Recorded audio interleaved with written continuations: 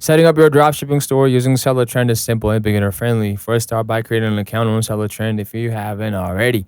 Once you're logged in, the next step is to connect your Shopify store. Just head to the integration section and click on Connect Store. You'll be prompted to log into your Shopify and authorize a connection, which allows Seller Trend to sync products directly to your store. After your store is connected, it's time to find products. Use Seller Trend's powerful product research tools to browse trending and winning items. You can filter by categories, sales data, or even explore their curated list of hot products. When you find a product that fits your niche, add it to your import list. The import list is where you prepare products for your store. Here you can customize product titles, descriptions, images, and pricing to match your brand style and target audience. Once you're satisfied, just click push to store and the product will be automatically added to your Shopify store.